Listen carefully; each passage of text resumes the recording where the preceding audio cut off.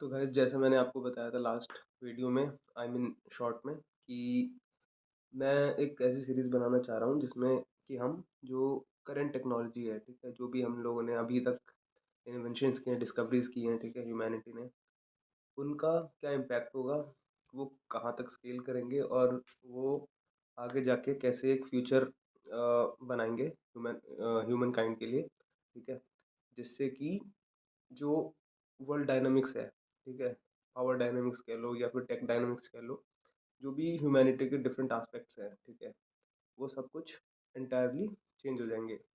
तो इसको समझने के लिए कि भाई आगे क्या होगा, पहले हमें ये सोचना पड़ेगा कि अभी क्या है हमारे हाथ में, या फिर अभी जो चीज़ें चल रही हैं उनका क्या योगदान रहेगा आगे। तो उसके लिए हमें पहले जो अभी चीज़ें हैं, जो अभी बिग टेक है या फिर जो अभी हमारे पास डेटा है करंट टेक्नोलॉजी का, कि भाई अगर एआई है तो एआई ने कहाँ तक कोई चीज़ अचीव कर लिया, फिर क्वांटम कंप्यूटिंग है तो उसने कहाँ तक किसी चीज़ को समझ लिया है, या फिर कहाँ तक उसमें इन्वेंशंस हो चुके हैं, ठीक है। तो ये जो डिफरेंट एस्पेक्ट्स ऑफ लाइफ है, of human, of a normal normal human, ठीक है, अभी उसको हमें डिस्कस करना पड़ेगा।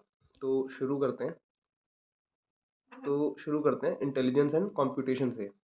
तो इसमें जो इंटेलिजेंस का मतलब क्या है कि जो इंसान है, ठीक है, जब इंसान का एवोल्यूशन हुआ धीरे धीरे करके एक सेल से लेकर मल्टी सेलुलर ऑर्गेनिज्म तक, और आज की डेट में ह्यूमन जो इस समय सबसे एडवांस्ड फॉर्म ऑफ लाइफ है, वो हमारी बनी है, इवॉल्व हुई है, ठीक है, फ्रॉम स्क्रैच। तो इंटेलिजेंस क्या है? Intelligence is about understanding the surroundings and making useful things out of them. तो इंसान की इंटेलिजेंस सिर्फ इस लेवल पे ही नहीं होती कि भाई वो क्या मतलब अचीव कर रहा है, ठीक है, बाकी बहुत सारे एस्पेक्ट्स होते हैं, ठीक है। तो बात करते हैं आर्टिफिशियल इंटेलिजेंस की, ठीक है। ये आर्टिफिशियल इंटेलिजेंस भी ऐसा हुआ है कि भाई साइंस ऐसा नहीं है कि सिर्फ एआई हमने वर्ड दे दिया और एआई बन गया। इसके पीछे भी बहुत सारी कहानी है, ठीक है। सबसे पहले इंसानों ने फिलॉसफी को एक्सप्लोर किया, ठीक है, जब उनको समझ में आया कि भाई हाँ ठीक है, हम एक इंसान हैं, हर इंडिविजुअल अलग है, ठीक है। उन्होंने सोचना शुरू किया, बड़ी बड़ी बड़ी बुक्स लिखी, ठीक है, डिफरेंट एस्पेक्ट्स ऑफ लाइफ पर, ठीक है। उन्होंने रिसर्च किया, उन्होंने तर्क वितर्क किया, डिबेट करी आपस में। बहुत लोग मारे गए, ठीक है, जिन्होंने कुछ आउट ऑफ द बॉक्स सोचा उस समय पर। तो ये सब इतनी आसानी से नहीं हुआ, और आज का जो ह्यूमन है, जो हम एआई तक सोच लेते हैं, इसके पीछे भी बहुत सारी कहानियां हैं, या इसके पीछे बहुत सारे इन्वेंशंस हैं जो एक के ऊपर एक करके आज एक एआई जैसी चीज़ हम बोल पाते हैं।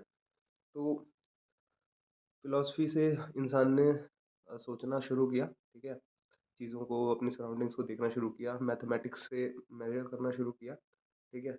और इससे हम लोगों को मोटा मोटा एक एक्सपेरिमेंटेशन का जो था, एक डायमेंशन खुल गया। तो इंसान ने जब एक्सपेरिमेंट शुरू करे, ठीक है, अपने सराउंडिंग्स को लेके, तब वो साइंस बन गया। और साइंस का ही एक पार्ट है, ठीक है, आर्टिफिशियल इंटेलिजेंस।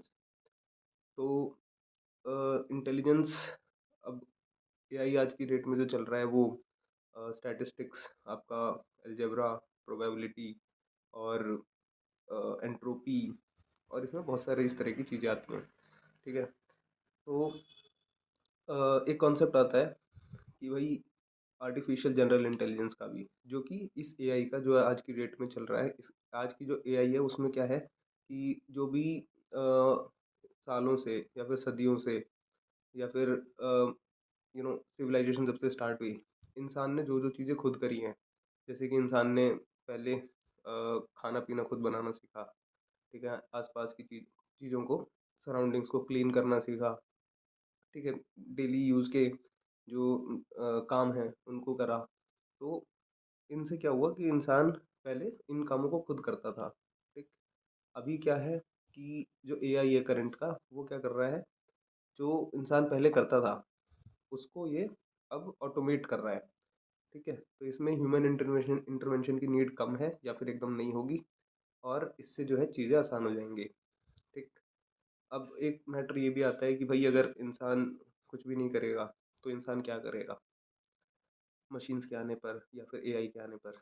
तो इसका आंसर यही है कि फिर इंसान वो करेगा जो मतलब एक ह्यूमन के लिए बने हैं, जैसे कि आर्ट एंड क्राफ्ट हो गया, स्पोर्ट्स हो गया, ठीक है, घूमना फिरना, टहलना, बातें करना, और रिसर्च करना। रिसर्च भी एक लेवल पर आके इंसान नहीं कर पाएगा, क्योंकि एआई जो होंगे वो ऑलरेडी एक इंसान से बहुत अच्छा सोच सकते होंगे और बहुत फास्ट, बहुत एफिशिएंट वे में कोई भी चीज़ को कर सकते होंगे। तो जहाँ तक रिसर्च का सवाल है, रिसर्च भी एक टाइम पे ख़त्म हो जाएगी। तब वो कॉन्सेप्ट आएगा एजीआई का, आर्टिफिशियल जनरल इंटेलिजेंस। एजीआई एक फॉर्म ऑफ इंटेलिजेंस है जिसमें कि एक ऐसा समझ लो आप 1000 आइंस्टाइन का दिमाग है, ठीक है, और वो पैरेलली काम कर रहे हैं और किसी एक प्रॉब्लम को सॉल्व कर दे रहे हैं फट से। तो एक आइंस्टाइन का भी जो आईक्यू लेवल है वो आपको पता होगा बहुत ज़्यादा था किसी नॉर्मल इंसान के। उनकी जो मेमोरी थी वो पिक्टोरियल मेमोरी थी। वो किसी चीज़ को पढ़ते थे तो उनके दिमाग में पिक्चर्स बनती रहती थी उस चीज़ की, ठीक। तो इससे क्या होता है, इमेजिनेशन अगर आपकी बहुत स्ट्रांग है तो आप किसी चीज़ को अच्छे से समझ सकते हो। किसी चीज़ को अच्छे से समझ सकते हो तो उसको आप आगे प्रेडिक्ट कर सकते हो, उस पर साइमुलेशंस बना सकते हो। जैसे निकोला टेस्ला थे, निकोला टेस्ला भी ऐसे ही थे। वो जब बात करते थे किसी चीज़ के बारे में तो वो बात सामने वाले से कर रहे होते थे, लेकिन दिमाग में उनके पिक्चर्स वीडियोस बन रही होती थी, ठीक है। खैर मैंने इनके भी बुक पढ़ी थी, माई माई इन्वेंशंस बाय निकोला टेस्ला। तो उसमें ये पता चला था कि भाई इनको अटैक्स भी आते थे इमेजिनेशन के। इनके इसको कोई बहुत मतलब पर्टिकुलर बीमारी बोलते हैं, बट उनको प्रॉब्लम्स भी होती थी।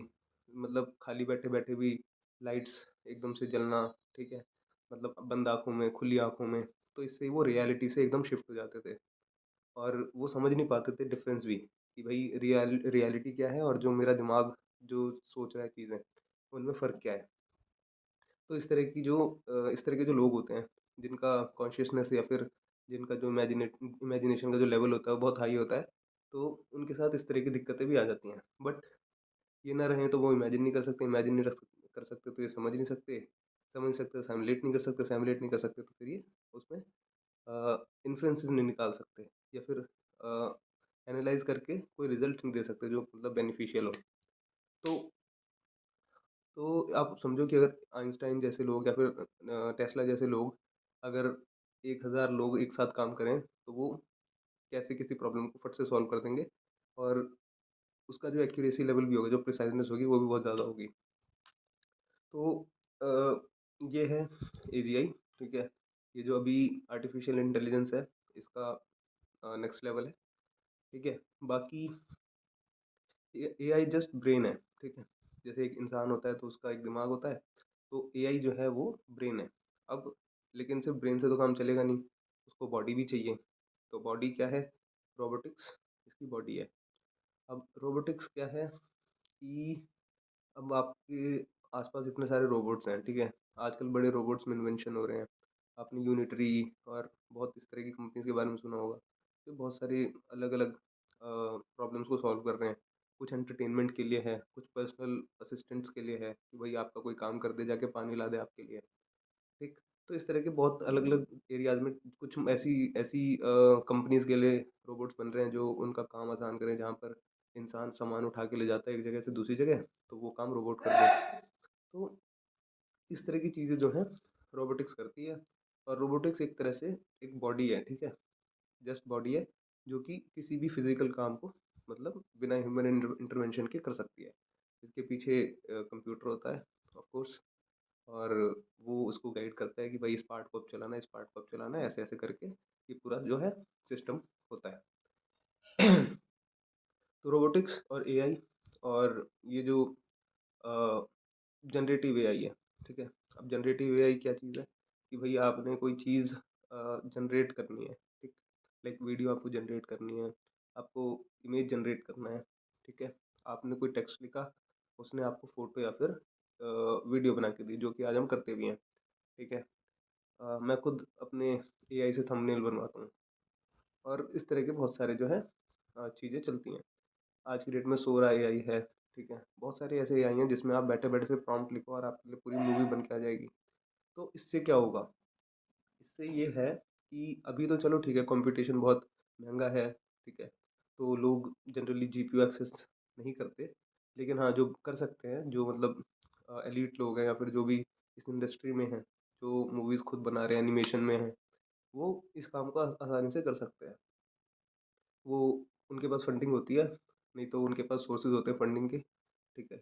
वीसीज, इन्वेस्टर्स वगैरह इनके अराउंड होते हैं। तो ये लोग अ, इस टेक को आसानी से यूज़ कर सकते हैं और इससे एक यूज़फुल या फिर इंफॉर्मेटिव या फिर रिवॉल्यूशनरी एक आइडिया के ऊपर मूवी बना सकते हैं, डॉक्यूमेंट्री बना सकते हैं, या किसी भी कोई वीडियो बना सकते हैं, ठीक है, या कोई इमेज बना सकते हैं, ठीक है, जिसमें कि कोई मैसेज हो, कुछ भी, कोई क्रिएटिविटी हो, तो एक्स वाई जी कुछ भी हो सकता है, ठीक है। तो ये तो एआई हो गया, रोबोटिक्स हो गया, जनरेटिव एआई हो गया। जनरेटिव एआई के अलावा बहुत सारे काइंड ऑफ एआई होते हैं, ठीक है, जैसे टेक्स्ट टू स्पीच होता है, स्पीच टू टेक्स्ट होता है, ठीक है, जिसमें आपने टेक्स्ट लिखा, टेक्स्ट को स्पीच में कन्वर्ट हो गया वो, ठीक है। अभी मैंने सपोज मैं बोल रहा हूँ, ठीक है, लेकिन मेरे दिमाग ने कोई चीज़ का प्रॉम्प्ट दिया है एक तरह से, ठीक है, यहाँ पर जो कंप्यूटर है उसको, और उसने मेरे को गाइड किया कि भाई ये चीज़ें मेरे को बोलनी है। तो इस तरह से हमने टेक्स्ट दिया, उसने स्पीच में कन्वर्ट कर दिया, या फिर स्पीच है, उसको हमने टेक्स्ट में कन्वर्ट कर दिया। अब जो मैं बोल रहा हूँ, अगर मेरे को कल को इसको एआई यूज़ करके इसके सबटाइटल्स बनाने हैं, तो मेरे को इसके लिए स्पीच टू टेक्स्ट यूज़ करना पड़ेगा, ठीक है। और अ, बात करते हैं आपकी A R V R M R, इन सब चीज़ों के ऊपर। ये क्या है? तो ए आर होता है ऑगमेंटेड रियलिटी, वी आर होता है वर्चुअल रियलिटी, और एम आर होता है मिक्स्ड रियलिटी। तो ए आर में क्या होता है, जो रियलिटी है उसको वो ऑगमेंट कर देता है, ठीक है। तो ए आर क्या होता है कि ये एक टेक्नोलॉजी है जो रियल वर्ल्ड को, रियल वर्ल्ड के ऊपर डिजिटल चीज़ें ऐड कर देती है, जैसे इमेजेस हो गई, थ्री डी ऑब्जेक्ट्स हो गया, टेक्स्ट हो गया, या फिर एनिमेशंस हो गए, ठीक है। मतलब कि मोटा मोटा रियल दुनिया जो है उस पर कंप्यूटर जनरेटेड चीज़ें ऐड हो जाती हैं। सपोज़ कि मैं मतलब अभी सामने देख रहा हूँ, ठीक है, फिलहाल तो मेरे को कैमरा दिख रहा है, बट अगर मैं इसे हटा दूँ तो मेरे को अपना गेट दिख रहा है, ठीक है। लेकिन अगर मैं इस गेट के आगे एक कंप्यूटर जनरेटेड चीज़, सपोज़ एक कार, ठीक है, मैं ऐड कर दूँ, तो ये मैं उस कार को देख पाऊँगा, और उस कार के अराउंड जो भी मेरे को करना है वो मैं कर पाऊँगा। हो सकता है मैं उसको रोटेट करना चाहता हूँ, ठीक है, हो सकता है मैं उसको अप डाउन देखना चाहता हूँ, ठीक है, या फिर उसके अंदर देखना चाहता हूँ कि उस कार का इंटीरियर कैसा है। तो ये सब चीज़ें जो हैं वो मतलब एक लेयर ऐड कर देती है रियल दुनिया के ऊपर। तो इसको बोलते हैं ऑगमेंटेड रियलिटी, ठीक है। ये कैसे काम करता है कि कैमरे से आपने रियल इन्वायरमेंट को स्कैन किया, जैसे कि आपने वो भी देखा होगा, अगर अमेज़न या फ्लिपकार्ट पे या फिर इस तरह के बहुत सारे ई कॉमर्स वेबसाइट्स पे अगर आप जाते हो, तो आपको सामान खरीदना है सपोज़ कोई, ठीक है, जैसे टीवी हो गया, कि भाई 65 इंच का जो टीवी है वो आपके घर पे कैसा दिखेगा, तो वो आपका ए आर है, ठीक है। इसमें आपने क्या करते हो, आप पहले पूरा जो आपका स्क्रीन है, ठीक है, उसको रोटेट करते हो, जो वॉल है उस पे मतलब स्कैन करते हो, तो क्या होता है कि वो एक एक तरह से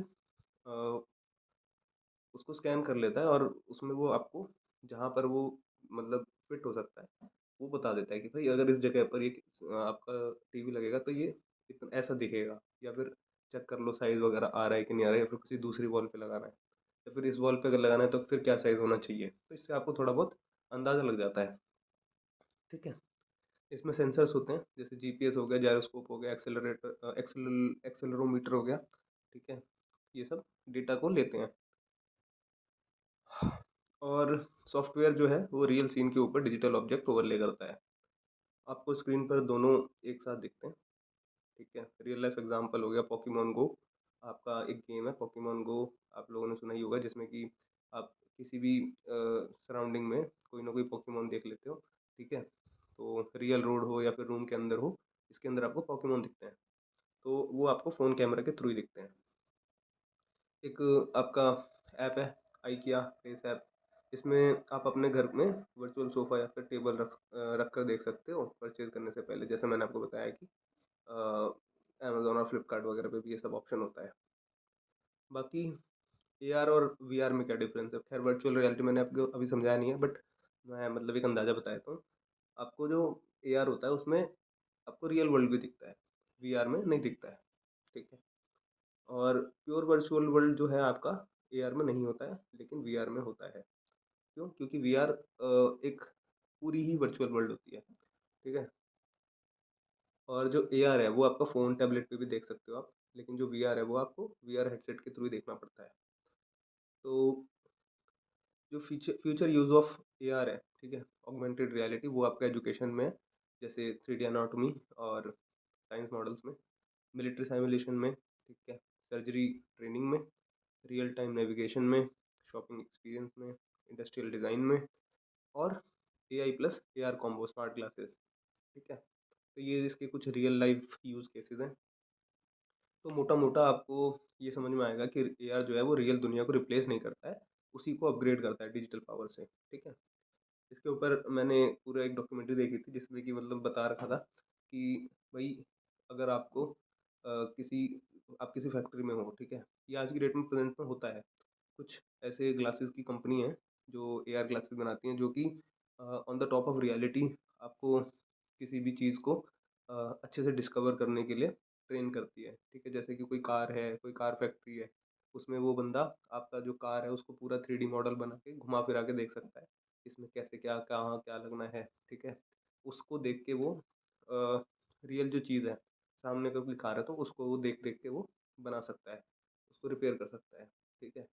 तो या फिर अगर उसमें कुछ एनोमली निकालनी है तो वो वहाँ से एक एक बार देखेगा, फिर इधर देखेगा और वो मैच करके बता देगा कि भाई ये जो है इसमें ये चीज़ यहाँ पे मिसिंग है, तो उसको वो ऐड कर सकता है। तो इसके बहुत सारे यूज़ केसेस अगर आप सोचोगे तो मतलब एक एंटायरली डिफरेंट वर्ल्ड है, ठीक है?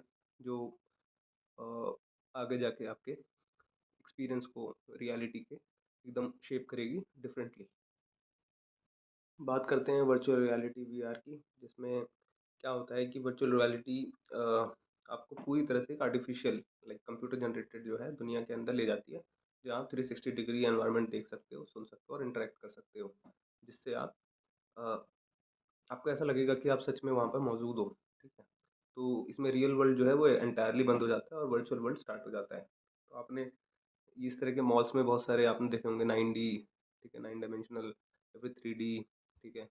8D, इस तरह की चीज़ें देखी होंगी जो जिसमें मूवीज़ चलती हैं या फिर जिसमें गेम्स चलते हैं या जिसमें एक वीडियो चलेगी जिसमें आप बैठे हो, ठीक है? एक काउच पे और उसने आपको पूरा टाइटन कर रखा है, जिससे कि आप हिल नहीं सकते और वो साथ-साथ विजुअल के साथ-साथ वो हिलती है। तो आपको ऐसा फ़ील आएगा कि आप भाई रियल वर्ल्ड में हो, जैसे कि झूले वगैरह होते हैं इसमें, ठीक है? तो इसमें क्या होता है कि आपके सामने एक एंटायरली दूसरी दुनिया है, ठीक है? आपको सामने की दुनिया नहीं दिख रही है, आपके सर पे वीआर ग्लासेस लगे हुए हैं और आप एंटायरली उस दुनिया को फ़ील कर पा रहे हो, ठीक है? उसमें जो भी आपको विजुअल में दिख रहा है, आप उसको फ़ील कर पा रहे हो और उसी हिसाब से आपकी जो बॉडी है रिएक्ट कर रही है, उसको रियल मान के, ठीक है? तो ये कैसे काम करता है? आप एक वीआर हेडसेट पहनते हो, ठीक है? जैसे मेटा क्वेस्ट 3 या फिर प्लेस्टेशन वीआर 2, ये मतलब वीआर वीआर हेडसेट जो हैं आजकल डेवलप हो रखे हैं। स्क्रीन होती है, ठीक है? 2 छोटी हाई रेज़ोल्यूशन डिस्प्लेज़ होंगी, हर आँख के लिए अलग स्क्रीन होती है, इससे 3D डेप्थ इफ़ेक्ट मिलता है। Motion tracking, head movement track होता है, आप ऊपर नीचे लेफ्ट राइट देख सकते हो और वर्ल्ड भी वैसे ही मूव करेगा। कंट्रोलर्स होते हैं, हैंड ट्रैकिंग होता है, आप हाथ से ऑब्जेक्ट को पकड़ सकते हो, शूट, ड्रॉ, बिल्ड, इंटरैक्ट सब कुछ कर सकते हो, ठीक है? तो इसका जो रियल वर्ल्ड एग्ज़ाम्पल है वो है बीट सेबर। इस गेम में आप म्यूज़िक के बीट पर लाइट सेबर से ब्लॉक्स काटते हो। आपको लगता है जैसे आप एक फ्यूचरिस्टिक वर्ल्ड में हो और आप इसे एन्जॉय करते हो, ठीक है? वीआर में क्या पॉसिबल है इन द फ्यूचर? वीआर में आप डिफरेंट एरियाज़ हैं, जैसे एजुकेशन हो गया, एजुकेशन में आप सर्जरी की प्रैक्टिस कर सकते हो, स्पेस एक्सप्लोरेशन का सिमुलेशन कर सकते हो, ट्रेनिंग हो गई आपकी, पायलट एंड आर्मी सिमुलेशन हो गई, बिजनेस हो गया जिसमें वर्चुअल मीटिंग्स हो सकती हैं, थेरेपी हो गई, फोबिया ट्रीटमेंट हो गई, पीटीएसडी की थेरेपी हो गई, गेमिंग हो गया, इमर्सिव एडवेंचर हो गया इसमें, ठीक है? टेक्निकल लेवल पर वीआर सिस्टम में होता है जीपीयू, जो है जो आपका ग्राफिक्स होता है वो रेंडर करता है 3D वर्ल्ड, आईएमयू सेंसर्स होते हैं, ठीक है? मोशन डिटेक्ट होता है और आपका 3D ऑफ ट्रैकिंग होती है, 3 डिग्रीज ऑफ फ्रीडम मूवमेंट कहते हैं जिसको, ठीक है? स्पेशल ऑडियो होती है जिसमें साउंड डायरेक्शन रियलिस्टिक होता है। गोल क्या होता है? ब्रेन को कन्विंस करना है कि वर्चुअल वर्ल्ड जो आप देख रहे हो वही रियलिटी है। तो इसमें क्या होता है कि पूरी जो वर्चुअल दुनिया है वो रियलिटी बन जाती है आपकी और जो है डिजिटल ओवरले आपके सामने जनरेट हो जाता है। ओवरले मतलब कि आप on the top of a layer एक दूसरी लेयर को देख पा रहे हो। तो हेडसेट इसमें ज़रूरी होता है। और एआर जो होता है वो आपका फ़ोन से भी पॉसिबल हो जाता है। और रियल वर्ल्ड जो है आपका इसमें दिखता नहीं है वीआर में, एआर में आपका रियल वर्ल्ड दिखता है। बाकी बात करें कि अगर आपका वीआर में अभी क्या नए इन्वेंशंस हुए हैं, ठीक है, फ़िलहाल की डेट में, तो वो है एप्पल विज़न प्रो। ये आपका ultra high resolution micro OLED display है, ठीक है, जो आप एक हेडसेट पहनोगे और आपका आई ट्रैक होएगा, हैंड जेस्चर कंट्रोल होएगा इसमें, और स्पेशल कंप्यूटिंग होती है। और इसमें मतलब स्पेशल कंप्यूटिंग एज़ इन कि जो ऐप्स है वो आपको 3D स्पेस में फ्लोट करते हैं, ठीक। और एक नया कॉन्सेप्ट आता है इसमें मिक्स रियलिटी का भी, जिसमें कि वर्चुअल रियलिटी प्लस एआर दोनों मिक्स होता है। तो ये एप्पल जो विजन प्रो है वो एक एमआर ग्लास है, लेकिन इसमें एआर और एमआर दोनों, एआर और वीआर दोनों का यूज़ होता है, इसलिए ये आपको वीआर के इन्वेंशन में भी बता रहा हूँ। बाकी मेटा का भी है, फेसबुक का मेटा क्वेस्ट 3, ठीक है। इसका स्लिम डिज़ाइन है, कलर पास थ्रू कैमराज हैं इसमें, real world plus VR mix, Snapdragon XR2 जेन 2 चिप पे चलता है, affordable high quality VR gaming होती है। और प्ले स्टेशन के वीआर है, ठीक है। खैर इस तरह की बहुत सारी कंपनियां हैं जिनके अपने अपने प्रोडक्ट्स हैं। तो जो प्ले स्टेशन का है वो आई ट्रैक कर लेता है, हैप्टिक फीडबैक दे देता है हेडसेट वाइब्रेशन के साथ, 4K HDR OLED display and PS5 integration हो जाता है, ठीक है। जो बाकी वर्चुअल रियलिटी में जो टेक ट्रेंड्स चल रहे हैं, ठीक है, इनकी अगर बात करें तो हैप्टिक सूट्स एंड ग्लव्स, ठीक है, जो आपका फुल बॉडी वाइब्रेशन सूट्स होते हैं, ठीक है, टच फील कर सकते हो वर्चुअल वर्ल्ड में, गेमिंग प्लस मिलिट्री ट्रेनिंग में यूज़ हो सकता है। अब सपोज़ कि आप एक ऐसी दुनिया में हो जहाँ पर आप आपके सामने एक सिमुलेशन चल रहा है जिसमें आपका फुल बॉडी एक सेंसर इक्विप्ड एक सूट है, जिसमें कि आपको पूरी बॉडी जो है फील कर पा रहे हो, ठीक है। और जब सामने आपका सिमुलेशन में आप उसे देख रहे हो, तो आपको एक अवतार दिख रहा है, ठीक है, जिसमें जो जो कि आपके आपके बॉडी मूवमेंट्स के हिसाब से मूव कर रहा है। तो ये इस तरह की चीज़ें बहुत सारे गेम्स में भी होती है आजकल, जो 3D गेम्स वगैरह होते हैं। उसमें क्या होता है कि आप जैसे जैसे भागोगे वो वैसे भागेगा, आप रुक जाओगे रुक जाएगा, आप चलोगे तो चलेगा चलेगा वो, आप किसी को अगर पंचेस मारोगे तो पंचेस मारेगा, किक मारोगे किक मारेगा। तो इस तरह की जो है टेक्नोलॉजी आज भी अवेलेबल है। बाकी जो BCI है, ब्रेन कंप्यूटर इंटरफेस, इसके भी अर्ली स्टेज में ये वीआर यूज़ होता है, ठीक है। जैसे कि ब्रेन ब्रेन कंप्यूटर इंटरफेस क्या होता है कि आपने थॉट से एक्सपेरिमेंट्स को कंट्रोल कर लिया, ठीक है। और न्यूट्रल इंटरफेस रिसर्च जो है वो फास्ट ग्रो कर रहा है, न्यूरल इंटरफेस जो है वो काफ़ी फास्ट ग्रो हो रहा है। BCIs आपका स्टीफन हॉकिंग भी यूज़ करते थे, जिसमें कि वो मतलब सिर्फ सोचते थे किसी चीज़ को और वो उनके सामने लिखी आ जाती थी, ठीक है। तो kind of brain signal to brain का जो भी इलेक्ट्रिकल सिग्नल होता है, ठीक है, उसके थ्रू वो टेक्स्ट में उसको कन्वर्ट कर लेते थे। जब वो टेक्स्ट में कन्वर्ट हो जाता था तो वो किसी और को समझा पाते थे या दिखा पाते थे कि भाई मैं इस चीज़ की बात कर रहा हूँ। और अगर वो बंदा देख भी नहीं रहा तो वो स्पीच में text text to speech convert होके वो लाउडली सामने वाले को कन्वे हो जाता था, ठीक है। तो इससे ये होता था कि ये कम्युनिकेशन जो है, जो खासकर डिफरेंटली एबल्ड लोग हैं या फिर जिनको बोलने में दिक्कत है, ठीक है, लेकिन सोच वो पा रहे हैं, ठीक है। एक एक्सपेरिमेंट भी चल रहा है आजकल, जिसमें जो इसका है ये एलोन मस्क का, ठीक है, न्यूरालिंक का। इसमें ये होता है कि वो एक मंकी को, ठीक है, गेम खिलाते हैं। और वो खैर उसमें ये यूज़ नहीं होता, क्या बोलते हैं, हेडसेट, बट वो एंटायरली जो है ब्रेन को कनेक्ट कर देता है गेम से, ठीक है, तो न्यूरालिंक में। तो इससे ये होता है कि भाई वो जो मंकी है, ठीक है, वो सिर्फ सोचता है और वो गेम को देखते देखते जहाँ जहाँ कंट्रोल करना चाह रहा होता है, जैसे जैसे गेम में आगे लेवल बढ़ने के लिए जो भी पार करनी होती है चीज़ें उनको पार करवाता है। तो इसमें ब्रेन कंप्यूटर इंटरफेस में भी इसका यूज़ है आपके वीआर का। बाकी AI पावर्ड वीआर वर्ल्ड्स, ठीक है, जिसमें कि AI NPCs जो रियल इंसान की तरह बात करते हैं, ठीक है। प्रोसीजरल वर्ल्ड्स में जैसे कि AI ऑटोमेटिकली जनरेट करेगा एनवायरनमेंट, इसका यूज़ है। अल्ट्रा रियलिस्टिक डिस्प्लेज में इनका यूज़ है, जैसे 8K पर आई रिसर्च आपका वाइडर फील्ड ऑफ व्यू, ठीक है, ऑलमोस्ट हाई ह्यूमन आई क्लैरिटी टारगेट। वीआर जो है वो फ्यूचर डायरेक्शन में कहाँ जा सकता है, मेटावर्स की मीटिंग्स में। आपने सुना होगा मेटा जो है वो रिसर्च कर रहा है मेटावर्स के ऊपर। मेटावर्स एक वर्चुअल इन्वायरमेंट है कम्प्लीटली हेडसेट लगा के, जिसमें कि आपको एक अलग ही दुनिया दिखेगी। आप यहाँ बैठे हुए हो तो आप अपने ऑफिस में हो सकते हो, ठीक है, वो एग्जैक्टली आपके ऑफिस को सिमुलेट करेगा, और आपको जहाँ जाना है आप सिर्फ थॉट्स के थ्रू या फिर जो भी कंट्रोल्स हैं आपके मेटावर्स के सिमुलेशन में, उसको यूज़ करके आप वहाँ जा सकते हो। ऑफिस मीटिंग में जा सकते हो, किसी सीईओ के ऑफिस में जा सकते हो, केबिन में जा सकते हो, बात कर सकते हो, ठीक है, मीटिंग्स वगैरह साथ में मिलकर कर सकते हो, एक दूसरे के ऊपर कमेंट कर सकते हो, बातें कर सकते हो। तो जो आपको दिख रहा होगा वही दूसरे वाले बंदे को भी दिख रहा होगा, ठीक है। तो ऐसा कुछ नहीं है कि अ, मतलब उसको कुछ अलग दिखेगा। आप सब के सब जो भी हो, ठीक है, अपने घर पे बैठे बैठे एक ऐसे एनवायरनमेंट में हो सकते हो। और जैसे जूम मीटिंग होती है ना, जूम मीटिंग का ही एक्सटेंडेड वर्जन है, जिसमें कि आप एनवायरनमेंट भी देख सकते हो, ठीक है। लेकिन उसके लिए वही है कि पूरी मैपिंग करनी पड़ेगी, और एरिया का, जैसे कि अगर आपका राउंड टेबल कॉन्फ्रेंस रूम है तो उसका पूरा कॉन्फ्रेंस का सिस्टम बैठाना पड़ेगा। उसमें अलग अलग जो लोग हैं वो कहाँ कहाँ बैठेंगे, वो सब चीज़ें डिसाइड करता है आदमी, और उस हिसाब से वो मेटावर्स काम करता है, ठीक है। बाकी फ्यूचर ऑफिसेस वर्चुअल जो होंगे, ठीक है, वीआर एजुकेशन में काम कर सकता है, मेडिकल सर्जरी सिमुलेशन में काम कर सकता है, आपका मिलिट्री एंड पायलट ट्रेनिंग में काम हो सकता है इसका।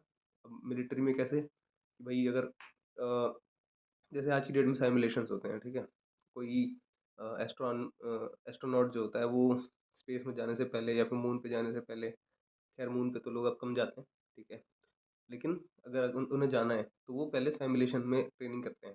सिमुलेशन एग्जैक्टली रेप्लिका होता है आपका, जो रियल वर्ल्ड सिचुएशंस होती है, जो सर्कमस्टेंसेज होती हैं, ठीक है, वहाँ पर उसका। या फिर एयरक्राफ्ट का, अगर कोई पायलट है वो एयरक्राफ्ट चलाना चाहता है तो भाई उसको सीधा एयरक्राफ्ट पे नहीं बिठाएंगे, पहले उसको सिमुलेशन पर ट्रेन करेंगे। तो वो सिमुलेशन को अच्छे से चला लेगा तो वो एयरक्राफ्ट भी चला लेगा। तो वो एग्जैक्टली वैसा ही बनाया जाता है जैसा कि मतलब रियल वर्ल्ड सिनेरियो होगा, जिस हिसाब से आदमी खुद को ट्रेन कर पाए और समझ पाए चीज़ें, ठीक। तो मिलिट्री में या फिर पायलट की ट्रेनिंग में ऐसे हेल्प हो सकती है।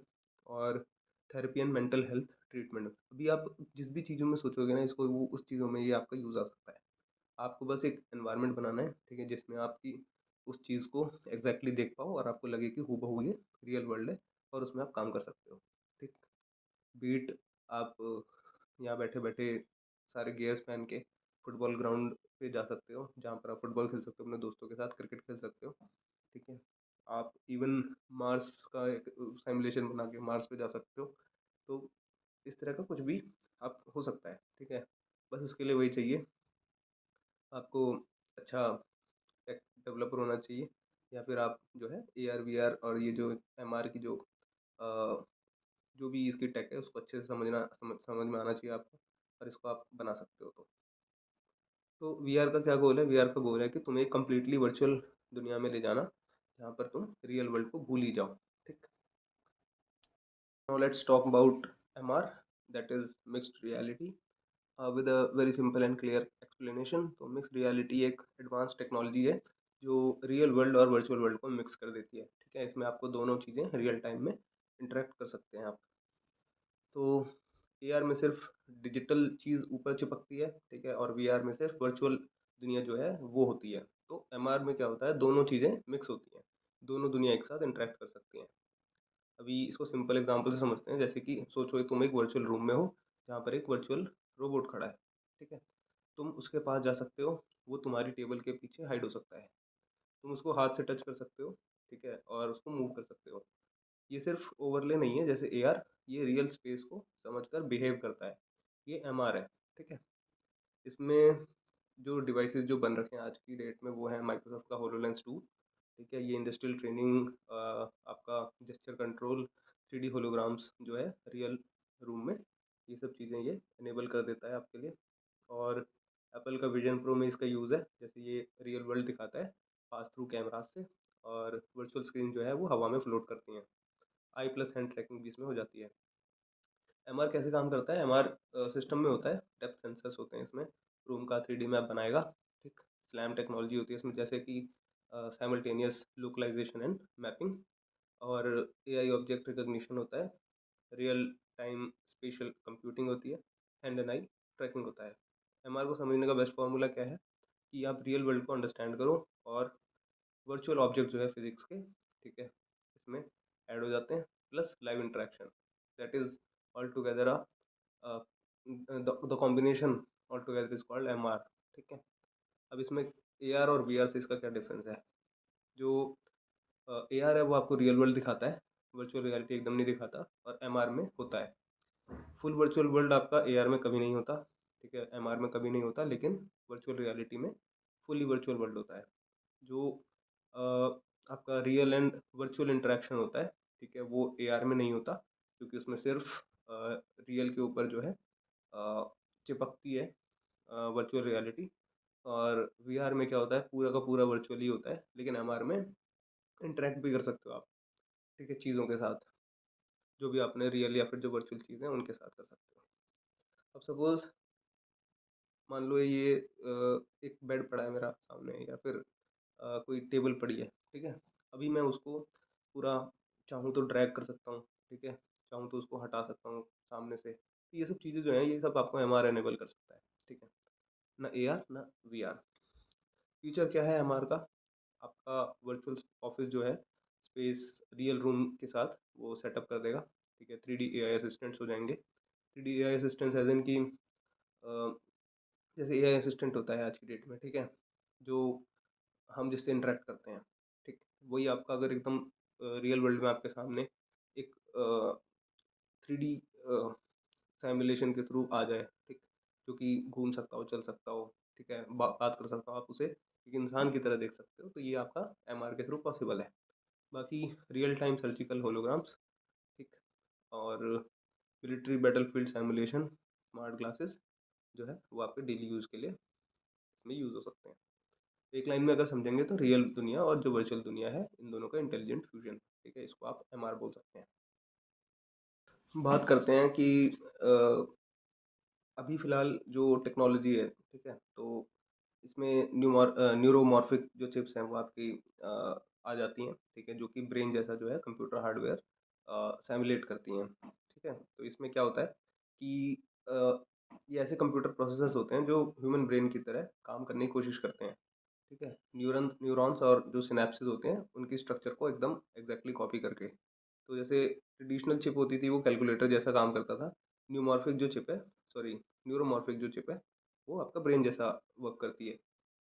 अब इसमें नॉर्मल कंप्यूटर से जो है वो क्या डिफरेंस है? तो नॉर्मल कंप्यूटर जो होता है वो सीक्वेंशियल प्रोसेसिंग पे काम करता है, जो ब्रेन होता है वो हमारा पैरेलल प्रोसेसिंग पे काम करता है। जो ब्रेन है वो एक साथ बहुत सारी चीज़ों को मतलब मेजर करके या फिर तौल के, ठीक है, उस हिसाब से वो बहुत सारी अलग अलग एस्पेक्ट्स को एक साथ देख के कोई चीज़ का एक रिजल्ट देता है, ठीक है। जो नॉर्मल कंप्यूटर होता है वो सीक्वेंशियल होता है, लाइक एक के बाद एक, एक के बाद एक, एक के बाद एक एक करके वो चीज़ों को स्टडी करता है, उसके बाद वो कंक्लूजन देता है, ठीक है। तो नॉर्मल कंप्यूटर जो होता है उसमें काफ़ी पावर यूज़ होती है, और जो ब्रेन वाला है सिस्टम आपका जिसमें न्यूरोमॉर्फिक चिप्स आती हैं ये काफ़ी लो पावर पे काम करता है। इसमें बाइनरी लॉजिक होता है नॉर्मल कंप्यूटर में। जो ब्रेन होता है आपका वो स्पाइक्स एंड सिग्नल्स पे काम करता है।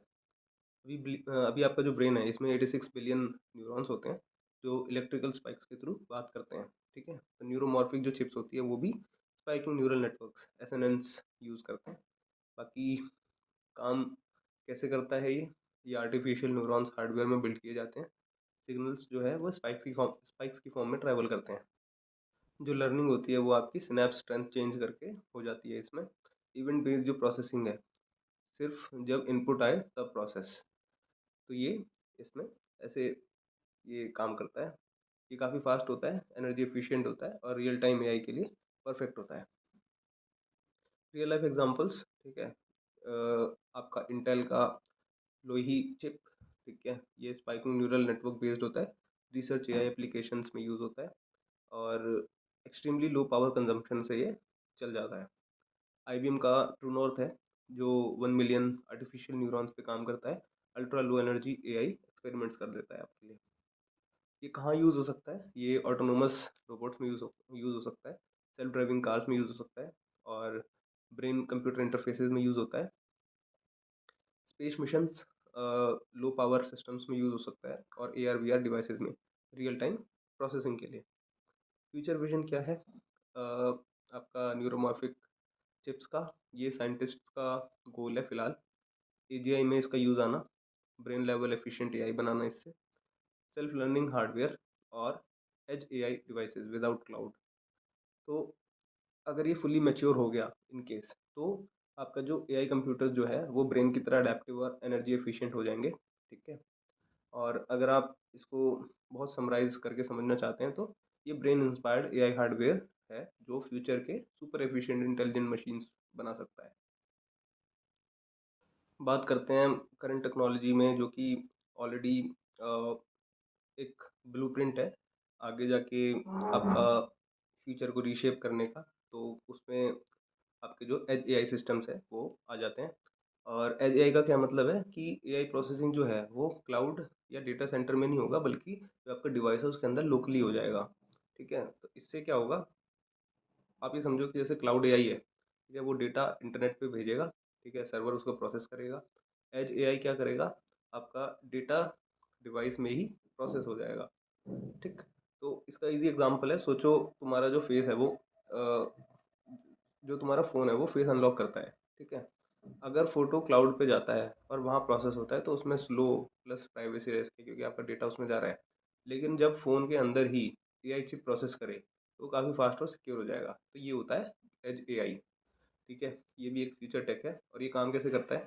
एज एआई सिस्टम्स में क्या होता है कि एआई एक्सेलरेटर चिप लगी होती हैं, एनपीयू होती है, न्यूरल प्रोसेसिंग यूनिट, ये इसमें लगी होती हैं। ऑप्टिमाइज्ड एमएल मॉडल्स होते हैं, स्मॉल एंड फास्ट। ठीक। छोटे और तेज होते हैं काफ़ी। और लोकल जो डेटा है उसको प्रोसेस करते हैं, रियल टाइम में रिस्पॉन्स करते हैं।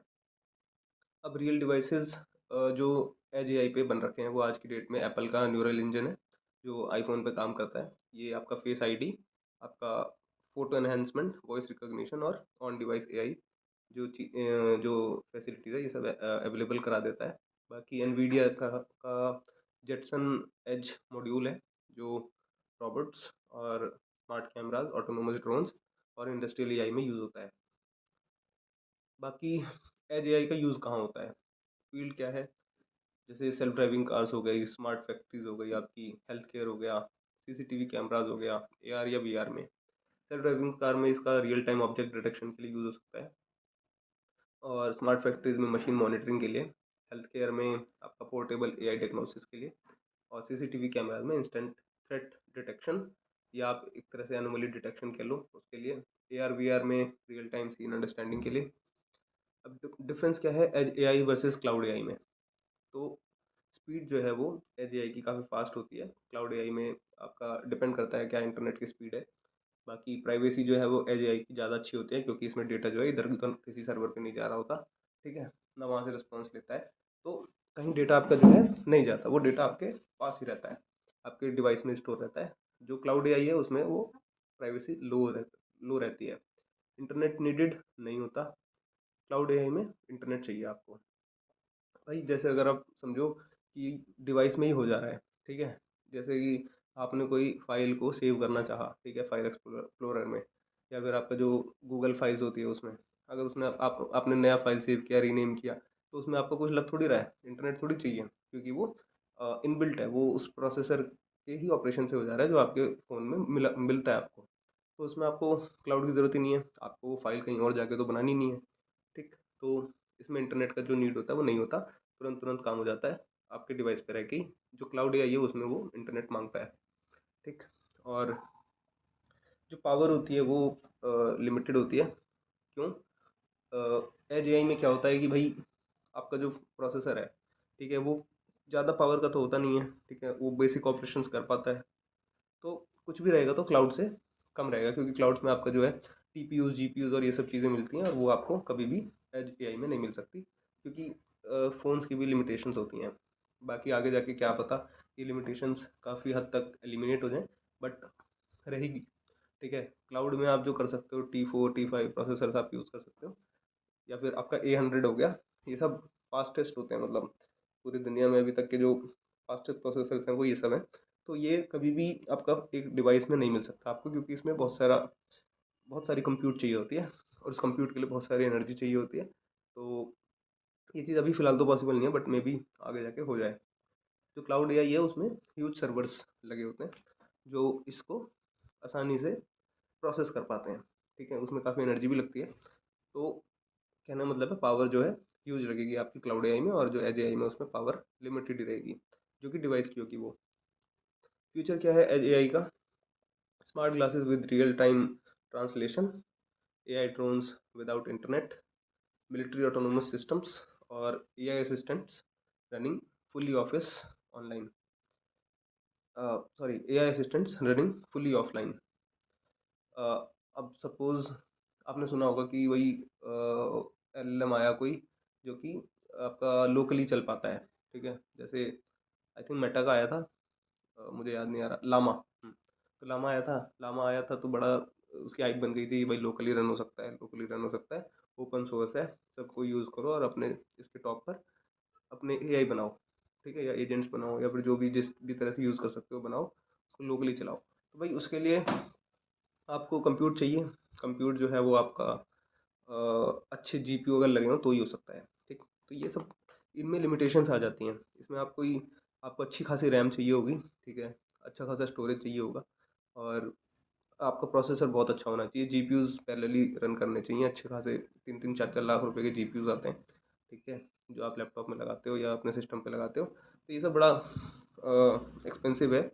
ठीक है, लेकिन अगर आप क्लाउड यूज़ करते हो तो क्योंकि वो बल्क में बहुत सारे लोगों को यही सर्विस प्रोवाइड करते हैं, तो आपको काइंड ऑफ चीपर पड़ता है।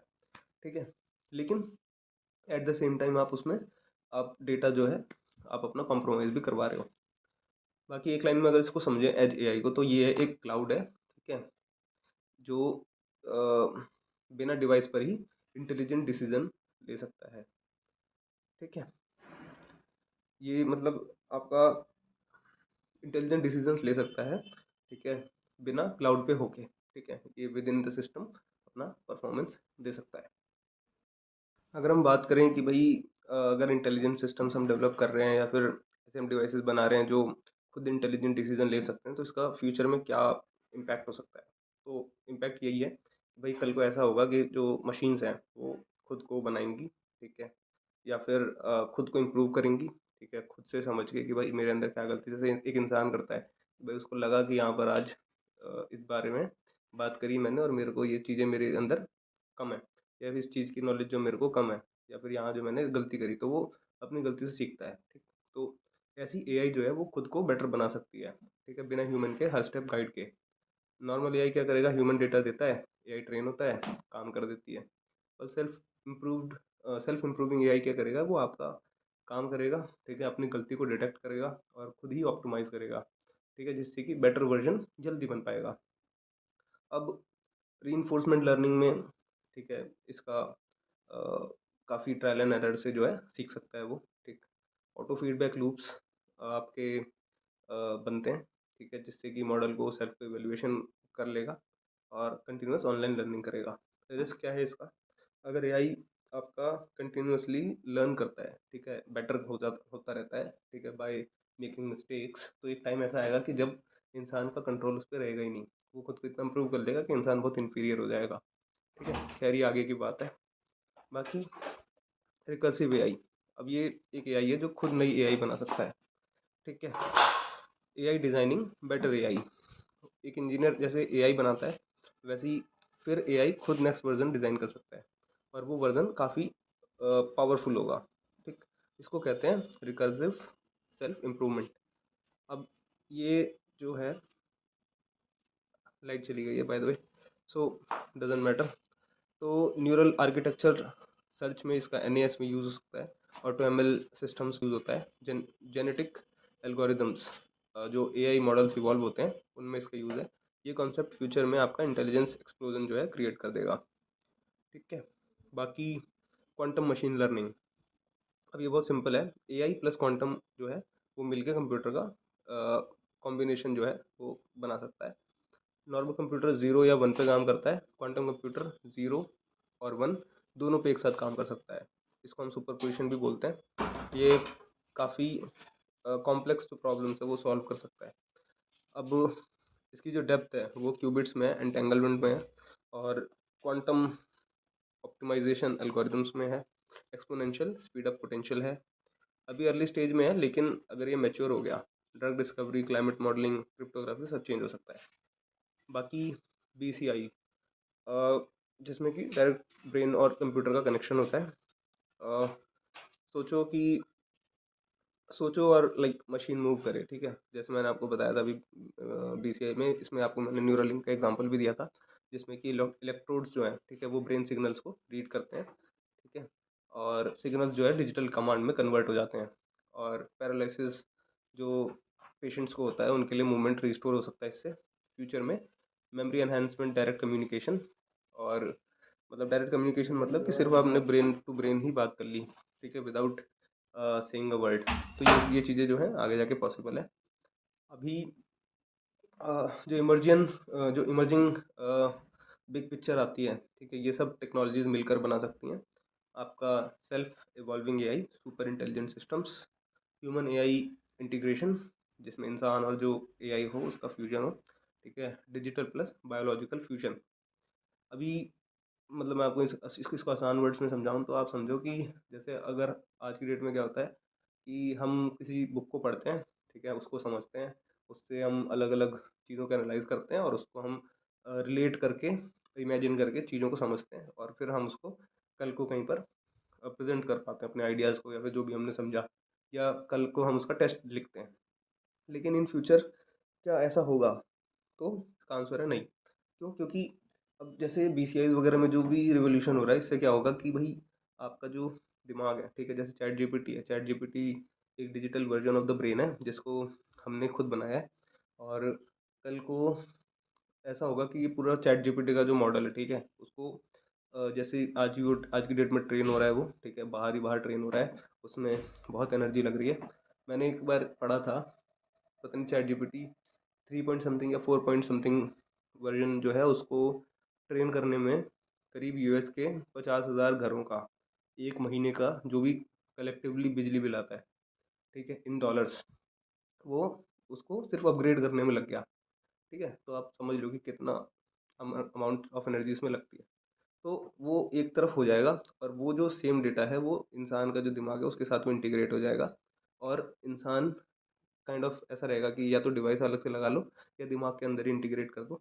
और ऐसा समझो कि आपने चाहा तो आप इंसान में जैसे अभी हम बात कर रहे हैं वैसे हो गए, और आपने तुरंत चाहा तो आपने चैट जीपीटी मोड एक्टिव कर लिया, ठीक है, या फिर कोई भी एआई जो भी उस समय होता होगा उसको एक्टिवेट कर दिया। इससे ये होगा कि आप जो भी चैट जीपीटी हमको रिजल्ट देता है बोल के, या फिर हम जो उसको स्पीच का इनपुट देते हैं, जो भी वो आउटपुट देता है, वो हम पैरेलली, मतलब एट द सेम टाइम, हम, जैसे आपने मेरे से पूछा कि भाई US का, ठीक है, आज तक के कितने प्रेसिडेंट रहे, तो मैंने कुछ नहीं सोचा, मैंने सिर्फ उस मोड को एक्टिव किया और मेरे को तुरंत आंसर मिल गया और मैंने आपको बता दिया। तो ये हो सकता है, ठीक है, इसी को बोलते हैं डिजिटल प्लस बायोलॉजिकल फ्यूजन, या फिर ह्यूमन एआई इंटीग्रेशन। ठीक, तो ये ब्रेन का एक नेक्स्ट लेवल रहेगा। और इससे जो चीज़ें हैं वो, मतलब आप समझो अगर इंसान के पास इतनी नॉलेज आ जाए जैसे चैट जीपीटी के पास है, या फिर किसी भी टॉप मोस्ट एआई के पास है, ठीक है, जिसमें कि ट्रिलियंस ऑफ पैरामीटर्स आजकल यूज़ होते हैं। पैरामीटर्स क्या होते हैं? वेट्स एंड बाइसेस होते हैं, ठीक है। Weights as in layman example में आपको समझाऊँ तो, वेट्स इज लाइक, आपने वो सुना होगा लीनियर अलजेब्रा में y इक्वल टू mx+c, ये आपकी इक्वेशन होती है। तो इसमें जो mx होता है, ठीक है, ये m आपका स्लोप होता है, ठीक है, और जो c होता है mx+c, c आपका y इंटरसेप्ट होता है। अब आप समझो कि जो स्लोप है वो आपका वेट है काइंड ऑफ, ठीक है। आपने सोचा कि भाई बहुत सारी कैटेगरीज हैं, अगर फैमिली है कोई कैटेगरी है, या फिर रिलेटिव्स कोई कैटेगरी है, या फ्रेंड्स कोई कैटेगरी है, तो ये वेट हो गया, ठीक है। मान लो हमने कोई बुक पढ़ी ह्यूमन रिलेशंस के ऊपर, उसमें बहुत सारे अलग अलग कैटेगरीज हैं कि भाई ऑफिस कलीग्स अलग हैं, ठीक है, आपका जो रिलेटिव्स अलग हैं, दोस्त अलग हैं, फैमिली अलग है। तो ये हो गया एक काइंड ऑफ कैटेगरी, ठीक है, जिसको हम वेट कह सकते हैं। और बायस क्या होता है?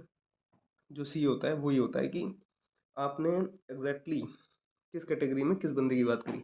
अब आप फादर के अराउंड कुछ पढ़ रहे हो, ठीक है, अगर हम फादर की बात करेंगे तो जो प्रडिक्शन होगा वो वेट्स एंड बायसेस के थ्रू होगा। तो इसी को हम लाइक, समझ रहे हो आप? अगर आप किसी दोस्त में, दोस्तों की कैटेगरी में, दोस्तों के वेट में अगर आप किसी जैसे सपोज मोनू है कोई, ठीक है, तो मोनू की बात करते हो तो वो बायस हो गया आपका, ठीक है। तो ये ऐसे करके जो एआई होता है वो लर्न करता है चीज़ों को। तो ये कह रहा था मैं कि बहुत सारे जो ट्रिलियंस ऑफ पैरामीटर्स पे एआई बन रहे हैं वो सब आपके दिमाग में होंगे, और नॉलेज सबको एक जैसी होगी। या हो सकता है कोई अलग अलग कंपनी का लगा है, क्या पता कंपनी का कॉन्सेप्ट ही खत्म हो जाए। तो आप ऐसा समझो कि भाई उस समय इंसान के पास नॉलेज पूरी होगी, ठीक है, जैसे कि किसी एआई के पास है। और ये नॉलेज रखनी भी पड़ेगी, वरना इंसान जो है वो बहुत ही इन्फीरियर रह जाएगा, और एआई जो है वो चीज़ों को चलाने लगेगा और मे बी इंसानियत को ख़त्म भी कर दे। क्योंकि इस दुनिया में एक ही कॉन्सेप्ट है, सर्वाइवल ऑफ द फिटेस्ट, जो कि ओवर टाइम आपको दिखता है। ये पैटर्न जो है वो है, ठीक है, इसको कोई डिनाई नहीं कर सकता।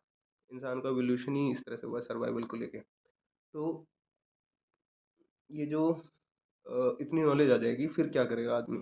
भाई नॉलेज आ गई, ठीक है, अब आप इसमें नॉलेज को लेके सिर्फ एक दूसरे को शो ऑफ तो करोगे करोगे नहीं, क्योंकि भाई सबके पास उतनी नॉलेज है जितनी आपके पास है।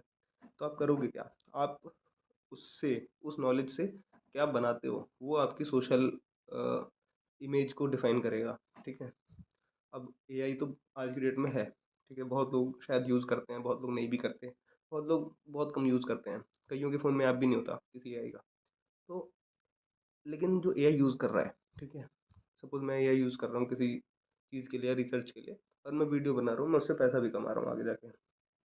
लेकिन कोई बंदा है उसको ये सब ऑप्शन भी है तब भी वो नहीं कर रहा है, तो भाई क्या वो कोई उसकी इमेज होगी, या फिर क्या उसका कुछ रेपुटेशन होगा समाज में? नहीं होगा। या फिर जब कोई चीज़ होने के बावजूद भी अगर आप कुछ नहीं कर रहे तो फिर उसका क्या सेंस है? तो आगे जाके जो क्रेडिबिलिटी बनेगी एक समाज में, या फिर जो भी आज की डेट में जैसे कोई ऑथर बुक लिखता है तो उसकी क्रेडिबिलिटी बनती है, उसकी इमेज बनती है, रेपुटेशन होती है, उसका सोशल जो है एक ओहदा या औकात उसकी डिसाइड होती है, वो आगे जाके इन चीज़ों से होगी कि आपके पास जो भी नॉलेज है उससे आप क्या कर रहे हो, ठीक है। और वो ही होना भी चाहिए कि मतलब अ, जो भी आपकी कैपेसिटी है, ठीक है, आप सबके पास वो कैपेसिटी है, लेकिन आप क्या अलग कर रहे हो, या फिर क्या आप ऐसा कर रहे हो जिससे कि ह्यूमन काइंड के लिए, या फिर जो ह्यूमैनिटी है, जो मैनकाइंड है, वो आगे बढ़ सके। तो ये रहेगा। बाकी क्वेश्चन आता है कि अगर एआई खुद को इम्प्रूव कर लेगा, ठीक है, एआई खुद ही एआई डिज़ाइन कर लेगा, एआई क्वांटम स्पीड जो है quantum AI quantum speed mile जो है अचीव कर लेगा, या फिर ब्रेन डायरेक्टली कनेक्ट हो जाएंगे, तो ह्यूमन कंट्रोल कहाँ तक रखेगा, या कहाँ तक रह पाएगा? तो अगर आपको कुछ दिमाग में आता है तो आप कमेंट करना इस पे। बाकी फ्यूचर का जो नेक्स्ट फेज़ है वो सिर्फ स्मार्टर मशीन्स का नहीं होगा, वो होगा मशीन्स जो खुद को स्मार्टर बनाएंगी, ठीक है। तो ये हम मोटा मोटा कह सकते हैं। तो हम बात कर रहे थे आपका कैसे जो एआई है अगर वो खुद से लर्न करने लगे, या फिर एआई अपने एडवांस लेवल पे पहुंच जाए, तो मतलब इंसान के लिए खतरा हो सकता है, बट मे बी ऐसा हो जाए। लेकिन उसके भी अपने तरीके हैं जो हम आगे डिस्कस करेंगे, ठीक है। लेकिन फिलहाल हम ये समझते हैं कि अगर एआई इनइक्वालिटी को, ठीक है, अगर ख़त्म कर देता है, जैसे कि हमने अभी बात करी कि अगर सबके पास एआई जो है वो इन इन मतलब माइंड के अंदर ही इंटीग्रेट हो जाए, ठीक है। या फिर अगर हमने कोई एक्सटर्नल डिवाइस लगा रखा है जो कि हम एक्सेस कर सकते हैं जब हमें ज़रूरत हो, आइदर थ्रू चश्मा, ठीक है, ग्लासेस, कि भाई हमको किसी चीज़ के बारे में देखना है तो हमने तुरंत एआई मोड ऑन किया, उसमें गूगल लेंस का जो है अपने चश्मे पे ही सर्च किया, और उसने जो भी सामने चीज़ है जो हमें नहीं पता है, ठीक है, वो हमें पता चल गई। तो ये एआई के कुछ रियल लाइफ केसेस हैं, रियल लाइफ यूज़ केस हैं, जिससे हमारी जो ज़िंदगी है वो आसान हो जाएगी, और जो हमारे जो नॉलेज गैप है वो ख़त्म हो जाएगा। तो ऐसा नहीं है कि हम किसी बंदे की गाइडेंस चाहिए हमें किसी चीज़ को समझने के लिए, ठीक है। May be initial levels of childhood पे चाहिए, लेकिन आगे जाके वो नहीं चाहिए होगी, जब हमारा एक बेस बन जाएगा कि ठीक है भाई ये बच्चा जो है वो समझने लगा है चीज़ें, तो वो सिर्फ आइदर थ्रू ग्लासेस, ठीक है, या फिर either through LLMs integrated with your smart glasses, ठीक है, वो कोई भी चीज़ को कभी भी रियल टाइम में एक्सेस कर सकता है और समझ सकता है। और जो इनइक्वालिटी ऑफ नॉलेज है, ठीक है, वो इवेंचुअली ख़त्म हो जाएगी, ठीक। कोई जो हार्वर्ड ग्रेजुएट है, हम उसकी उसको हम यहाँ मानते हैं, कोई विलेज का स्टूडेंट है हम उसको यहाँ मानते हैं, ठीक है। कोई एआई टूल है, ठीक है, लेकिन अगर उसको कोई यूज़ नहीं कर रहा, तो जिसको नॉलेज है उसको हम सुपीरियर मानते हैं, जो उसको यूज़ नहीं कर पा रहा या उसको उसका सेंस नहीं है अभी कि कैसे यूज़ करना है, वो उसको हम इन्फीरियर मानते हैं। कोई इंग्लिश बोलता है तो हम उसको अच्छा मानते हैं, कोई हिंदी बोलता है तो हम उसको गँवार समझते हैं। तो ये जो गैप है, ठीक है, जो हमारे माइंड का है या फिर जो अभी चल रहा है, ये ख़त्म होना है इवेंचुअली, ठीक है। और फिर क्या होगा कि हर इंसान जो है सुपर इंटेलिजेंट बन सकता है, ठीक। इससे क्या होगा, रियल टाइम आपका ट्यूटरिंग, डिसीजन सपोर्ट, ठीक है, स्किल एक्सेलरेशन और स्ट्रेटेजिक थिंकिंग एनहांसमेंट हो सकती है। क्या होगा इससे, नॉलेज गैप जो है वो श्रिंक हो जाएगा, एजुकेशन जो है वो डेमोक्रेटाइज हो जाएगी। अब भाई हर बंदा एक जैसी नॉलेज को एक्सेस कर सकता है, तो एजुकेशन की कोई नीड नहीं है, ठीक है। नीड किस चीज़ की है कि भाई उसमें मत्था मारने की नीड है। आपने इतनी कुछ नॉलेज होगी तो आपने उस पर कितना फिर भी वो करा, ब्रेनस्टॉर्मिंग करी, कैसे किसी चीज़ को किसी रियल लाइफ एप्लीकेशन में या फिर रियल लाइफ किसी इन्वेंशन में, डिस्कवरी में या किसी थीसिस में उसको कन्वर्ट किया, जिससे कि और लोगों का कुछ फ़ायदा हो, ठीक है। जो टैलेंट है वो जियोग्राफिकल लिमिट से फ्री हो सकता है।